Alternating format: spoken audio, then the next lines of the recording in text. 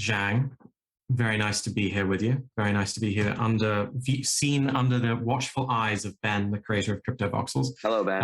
How are you doing today? I'm fantastic. Happy to be here. No matter where in Crypto Voxels you stand, he's always watching, which is very heartwarming for us. Yeah, well, I'm a member of FWB as well, and I was just in the town hall, which was very inspiring. FWB's recently done some cool stuff. I'm actually going to fly for a moment. Whoa, how do you do that? So press F, and then. Oh my God, it's so fun. Right. Okay. So let's just be superheroes for a minute, and okay, I'm going to wait for you like a very conscientious Superman. So, how do you feel after the incredible work with Andreessen, Zhang? How are you feeling? I feel excited and ready to build. Like you're flying, right? I mean, like I'm flying. Yeah, I'm on cloud 9, literally. Yeah, that's super cool. Well, maybe you could give folks, as someone just speaking personally who loves virtual societies, and I think a lot of the people attending the conference will really associate virtual societies with visual things. And I know that FWB is exploring metaverse spaces and all that, but a lot of FWB takes place in Discord. Tell me a little bit about how you think about a virtual society that started on Discord, but then also how you think about digital cities, because I know that's kind of where we're going. Yeah, happy to. And first off, thanks for walking me around my first Crypto Voxels experience. It's been really, really fun, and yeah, I'm getting flashbacks to my Club Penguin days over here, and being in these virtual worlds. So yeah, I'm really happy to be here. I think just a quick high level for folks who might not know what Friends with Benefits is or FWB, but Friends with Benefits started as an early sort of social experiment about a year ago. Started by Trevor McFedris, a good friend of ours, who had a super simple premise he wanted to test, which was what would social media look like, or what would a social world look like if everyone who participated in that social interaction or exchange held tokens or skin in the game, and what would that do to that space? Would we be more willing to help each other? Would we be more willing to build together? And more importantly, is through that sort of that format of ownership, and that potential of collective upside, would we all work together to make it a better space? And so Friends with Benefits has now sort of blossomed into everything from the ultimate cultural membership, where we all hold tokens to join in the Discord and participate in different social spaces, both IRL and URL, through a network of parties, both in the physical world as well as living in Discord through events and programming and shit posting together, all the way to what feels like we're building the foundation of the first or a social token bound meta city. So what does FWB as a city look like, where you can start to think about Friends with Benefits as being an ecosystem where the token almost looks like land, and through holding tokens you get to build and participate in different forms of social currency to create this city that just isn't physically distributed yet. And we've got currently about 1,700 members who come from the crypto and culture worlds, spending time together, building together, and building this vision of a community that we all want to be a part of. And so, high level, Friends with Benefits is sort of the ultimate cultural membership, and building towards this world where we all get to participate as citizens in this meta city, or the city in the clouds that really sits at this intersection of crypto and culture. Well, why don't we? I mean, I'd never been in this particular building before, but it makes me think a little bit about Bored Apes, and I'm curious what you think about. On one hand, kind of you hold the ape, you're part of this club. On the other hand, you hold, I think it's 75 tokens, and you're part of FWB. Do you think that the end state is, or not even the end state, because obviously it'll be transformed so much, but do you think within a year those two will have converged? Like you'll need to hold an avatar for, club visibility, and the token you'll need to hold for like actually having an economy. Like, I don't know, I'm sure people have made the comparison between Bored Ape Yacht Club and FWB and how they're both kind of tokenized membership. Bored Ape Yacht feels a lot less, yeah, it's more kind of ad hoc, whereas FWB, I have like pretty insane faith in as like a kind of, not just a digital city, but also like a really organized group of people, somehow self-organizing. But how do you think about that comparison? Have people talked about that comparison with you of like, what's the difference between holding 75 FWB and being part of that club and holding a Bored Ape and being part of that club? Yeah, I mean, I think what's beautiful about where this progression of, let's call them digital cities or social tokens or whatever framework we want to wrap it in, is these things all get to exist in parallel, right? I think that the traditional notion or the paradigm that we once lived in, let's call it Silicon Valley sort of tech, 2.0 world, Web 2.0 world, was very competitive in this idea that, zero sum games, right? I think what I love about this Web3 world we now get to play in is we live in positive sum games, right? Like all of these spaces, all of these DAOs, all of these social tokens are strengthened when we get to discover and play with interoperability amongst our communities, right? And so ultimately, like, there's not like the previous social media notion of like, how do we acquire as many users as possible and have them live and exist within our gated world or our paywalled world, I think is quickly eroding. And if you think about along the city analogy of FWB as a city, Bored Apes as a city, there are hundreds of cities in this world, right? Thousands of cities that can exist in parallel. And sure, we may live in New York City, but we love to visit LA, or we love to visit San Francisco, or we love to visit Tokyo.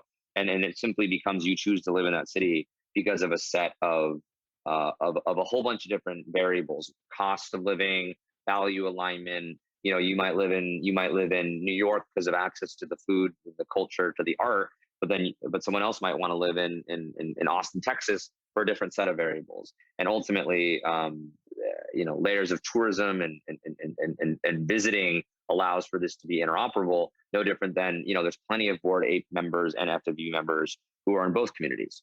But so ultimately, I think the answer to your question, I think it comes down to value sets and where do you feel most value aligned with your community. Yeah. And for FWB, we've come out and planted a flag in the ground of being the sort of premier place for culture and crypto. So, the idea that crypto is the least interesting thing about all of us inside of FWB, but we all have a strong affinity towards art, culture, and community. Let's start flying.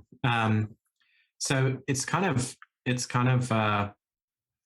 just reminds me how so many people during COVID were like, oh, I wish I lived in Austin and Miami and San Francisco and Seattle and New York. Like nobody, and I've met a few people who weren't like super confused about like, I kind of like all of them.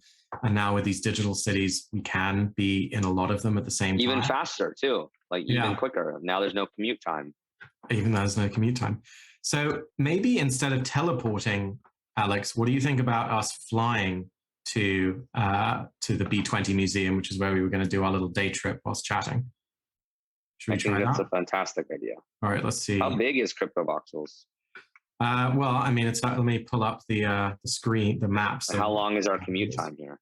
Oh, that's a good question. I have not actually done this commute before, so I may be leading us. I may be leading us in a completely disastrous way.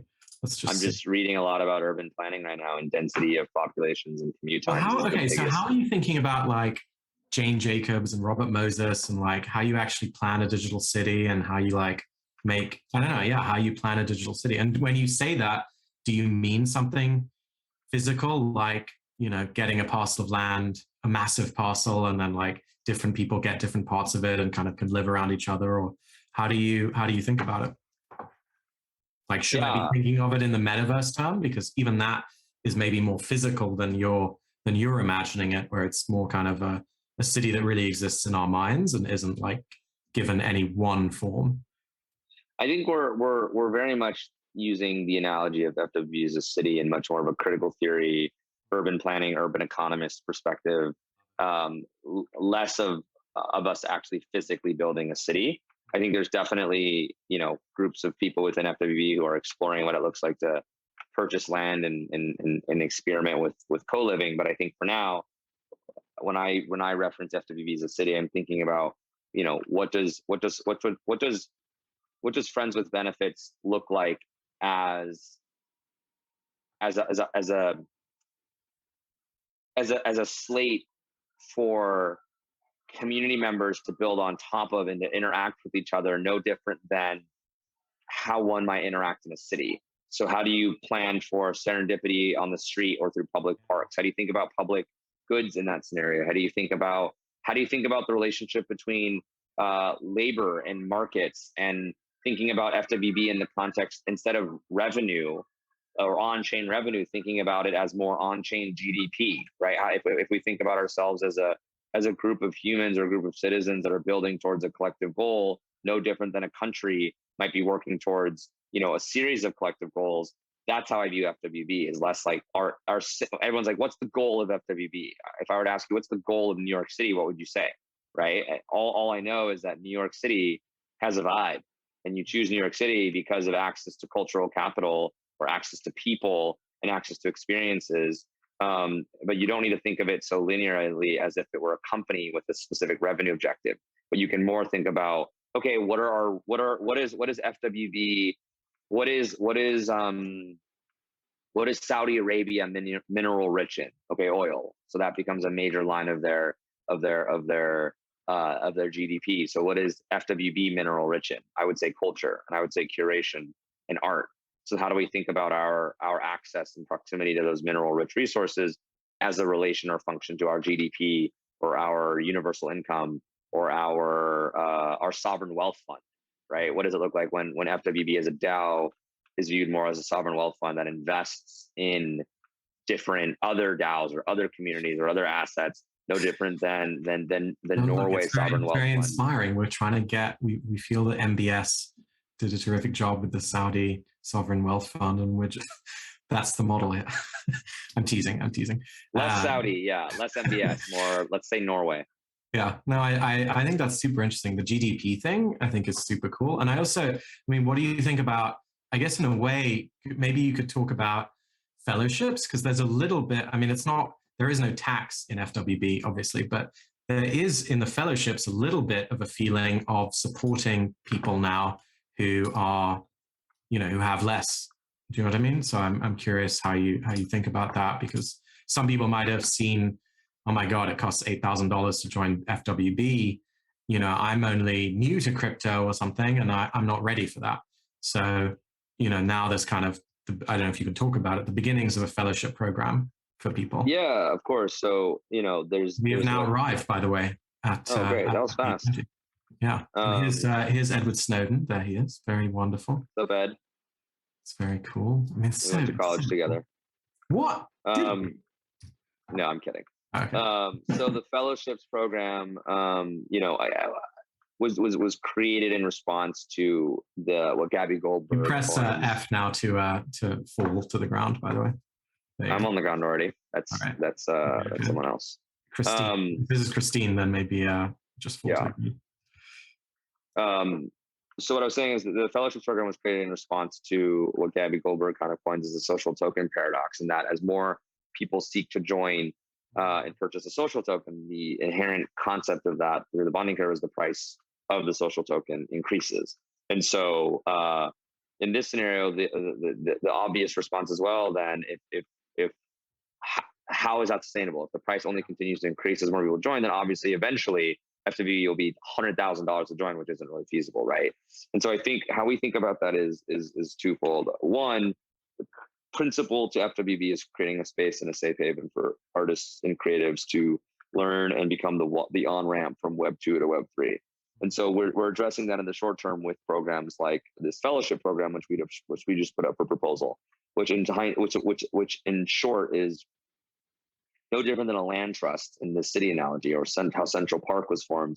How do we set aside, I think in our proposal, 18,000 tokens in perpetuity to allow for to earmark for future creatives and artists who may not be able to participate and purchase FWB, but can earn their way in FWB through acquisition of their artwork or contributing to different tasks, or to essentially create avenues for individuals to earn their way into the community as opposed to just buying. So that to me feels like a really exciting way to be able to ensure that FWB remains a place for creatives and will always have kind of a youthful spirit to it, and that it doesn't just become a place for wealthy contributors or speculators. Well, I mean, what do we think of some of this beautiful art?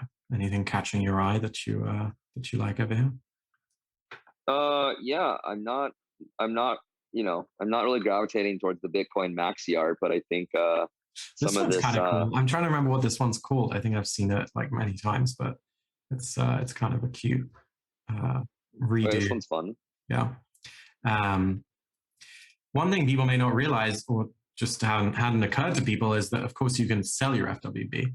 So unlike membership in a club where, all that money, $10,000 to a gym over the course of years, like you're not, or Soho House or whatever it is, you're not, and I know that we're trying to move away from that analogy, but there's a little bit more sense that you're taking on an asset and like shared ownership rather than something that's completely lost, which makes the idea of fellowships, I think, make even more sense, that we could support people for several years at a time and then support someone else and all of that. Yeah, I think the original design behind why it required FWB to join, as an asset that you hold as opposed to a fee, was that exact notion. I wanted to, we wanted to explore what does it look like to move away from the traditional fee or service model. So no different than, joining a membership Let's club. go up to the meeting floor. I'm going to go in first, and then I'll see you up there. No different than joining a membership club or a gym where you pay, whatever, $250 a month, or going to a really nice restaurant and spending, $200 for your meal. The idea that like through that fee, you're expecting a service fee, I call it, you're expecting a certain level of service, right? If the food comes out slow or the service sucks, like you complain, and then your mind immediately justifies whether that fee was worthwhile, right? Was this worth my money? I think we're moving into this ownership economy, or in this world, this token economy, where by having a fractionalized ownership via the token in this experience that you're participating in, what we want to do is challenge you from thinking about your experience as a service, or, hey, FWB is providing me a service. Why isn't this worth what I paid for? And thinking about FWB more as a piece of something that you own. So hopefully the narrative shifts from, what can I do to make this place a better place? If you see trash on the ground, pick it up. And I think that that's a really subtle but important nuance that I think makes FWB feel more like a potluck than it does that's a interesting 5-star meal where you're expecting, where you're expecting a certain quality of experience, and instead we can ask you to contribute and get involved and help make it a better place. So that's why we introduced this notion of the asset to join as opposed to a fee, because we think that it fundamentally changes the role of the membership organization. And it does. I mean, as a member for quite a while, that's exactly what I experienced. And I was inspired to create my own social token around avatars because of what I was experiencing, which is people from different walks of life and different skill sets were like pretty intensely, desired a ton to like do it, to create things, to do things, to show their worth, to show what they were doing. And then because of everyone saying, oh my God, that's amazing, like that led to this really positive energy. And like, I think that's really cool. I guess the last two things I want to ask you about are one, IRL, because I think you guys have a really strong emphasis on that. And then the second is the hackathon, because, I think some really cool things came out of that. And it seemed as though maybe on the hackathon side, you can talk a little bit about, as a member, it felt as though it was a moment where a new, temporary or not phase opened, where we were starting to get more interested in like putting products and kind of wins on the board. And, what started as something that was purely social. And I'd say my first month or two, a lot of it was around like commenting on what was happening in the world, and especially in NFTs, and, learning from each other, into something that was actually contributing and creating. So I guess first, why don't I ask you about that, about the hackathon and like products and product strategy, and then we can talk a bit about IRL. Yeah, happy to. So I think one of the learnings, should I follow you into the elevator? Yeah, well, only one of us can go up at a time. So I just went up. Where do you want to go? Which floor? Hold on. Let's go to floor 3. Not with me. See if that worked. I don't see you, do I? Maybe I went into like a different elevator. Hold on, let me see. 1 sec. All right, let's go back to meeting floor, and we'll meet there. Oh, there you are, Zhang, FWB. Okay, cool.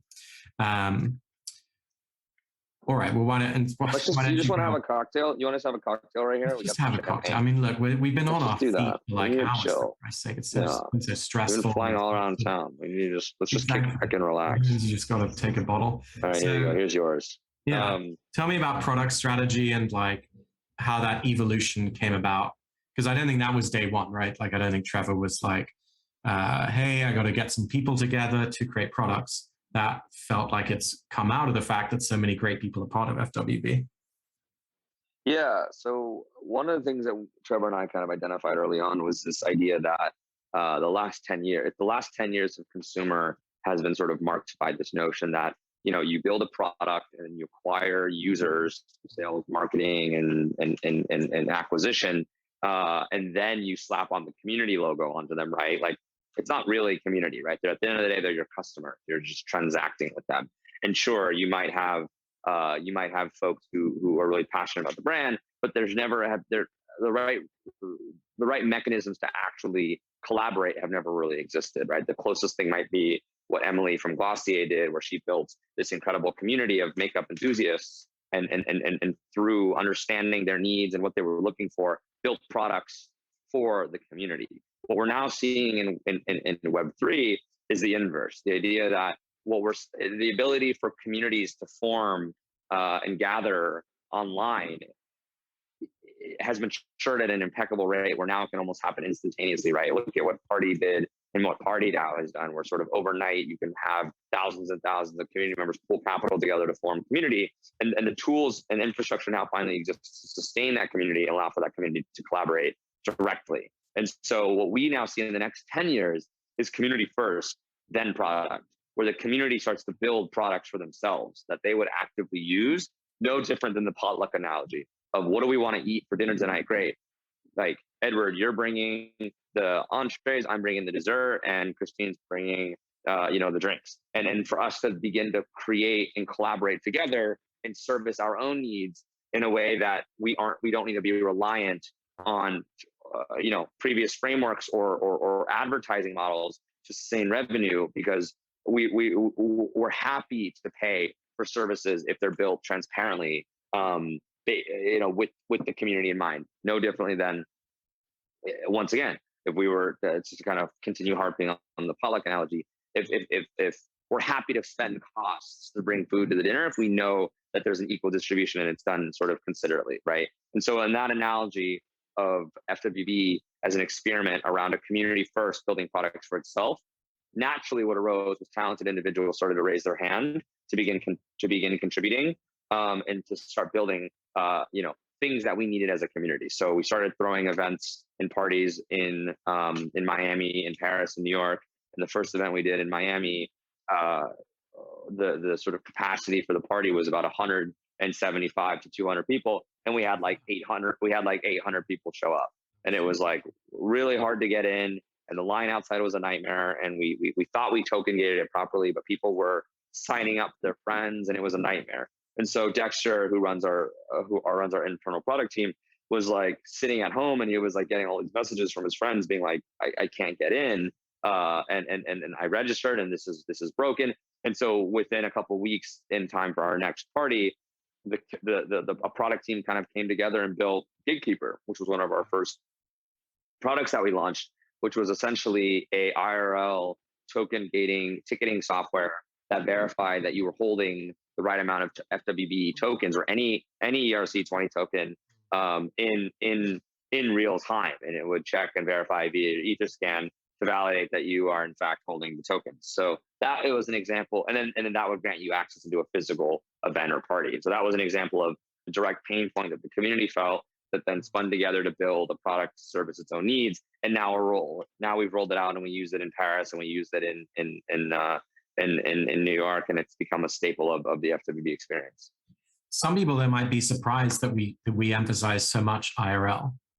I mean, do you think it's important to just actually be around each other physically? Very radical point of view in COVID times, but it did actually have an effect on me going to that party. It was like, you just can't replace that. So it made sense. It made more sense to me why we were emphasizing IRL in real life as much as URL. Yeah, I mean, I come from an IRL background. My previous company that I was at was called Summit Series, and we threw global event experiences and community experiences around the world. And what I learned there as the creative director and as the president was really the power of IRL connections and what happens through shared dynamic experiences, and how the foundations of a community and the strength of a global community really come down to the one-on-one connections that are formed via experiences. Those can happen digitally, but I think we can all agree that the physical will never fully replace the digital, right? Like true human connection and being in the presence of someone incredible and having an amazing conversation can accelerate trust at a level that would take days, weeks, months online. And so crucial to the FWB notion is how does the FWB coordinating structure start to spill over and tip into the real world and the physical world, and how do we allow for these mechanisms, and how do we allow for the token and the Discord and all of these tools and products we're building to strengthen and empower our physical experiences, which then reinvigorate the digital experiences, almost like a full feedback loop. Well, let's go downstairs, and we're going to fly back to the center as we wrap things up. And we have a pre-written question, which is, can you ever see FWB membership being free, or like not needing the token gate, or do you think that's always going to be that's a core part of it? I think definitely in the future, the token gate and the cost to enter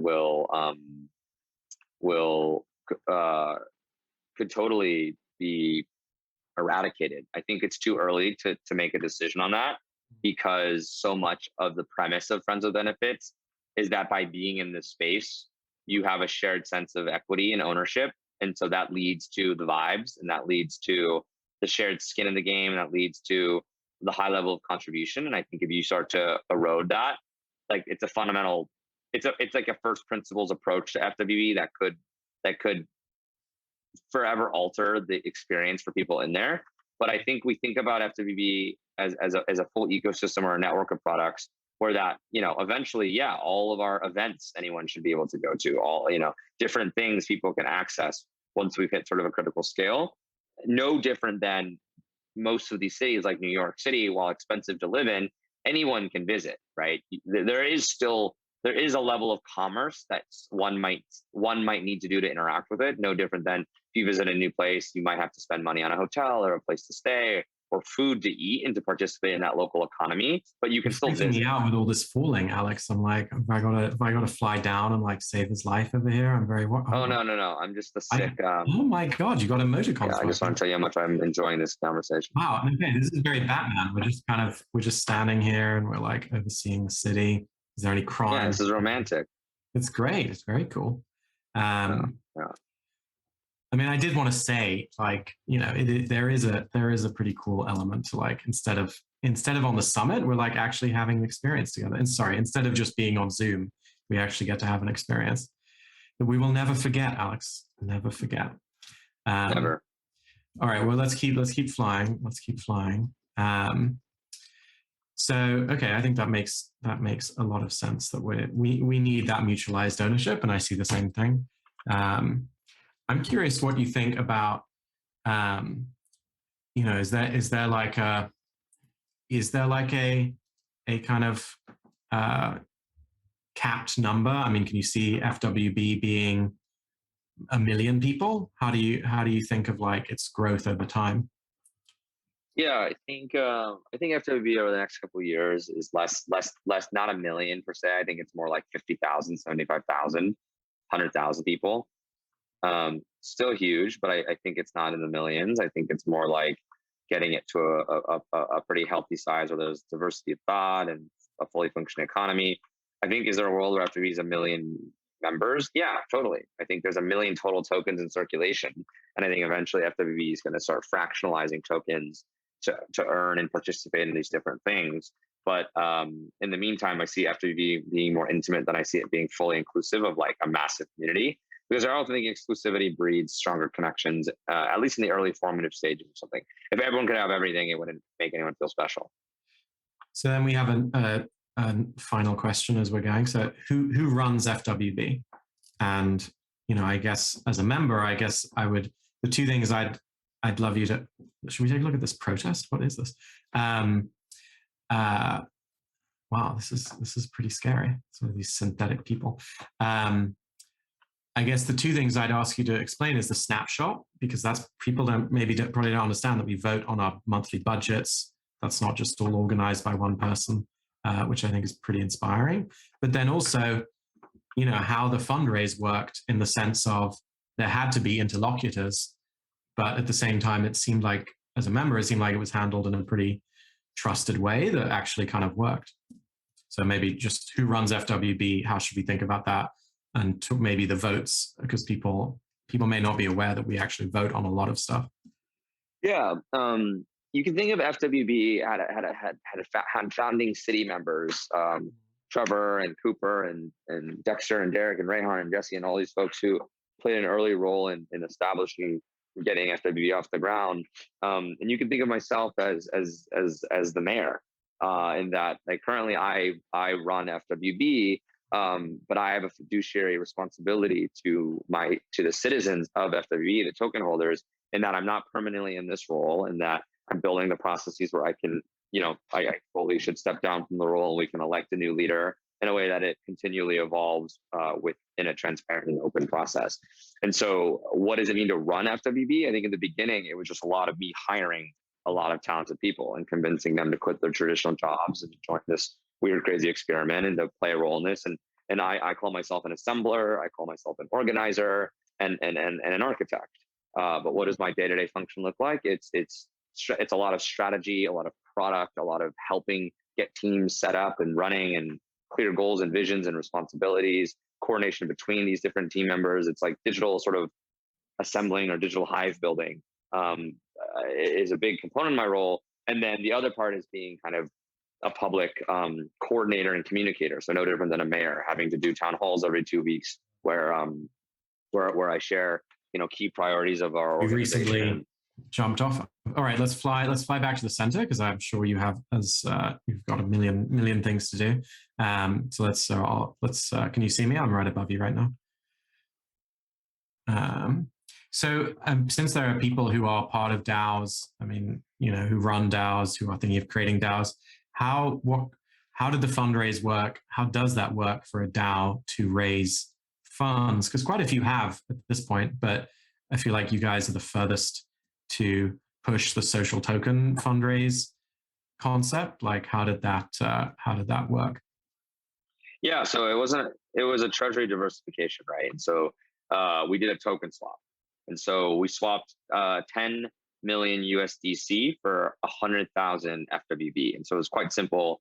You essentially go in, you swap the tokens, and by swapping the tokens for USDC, the community had a vote. That's swap.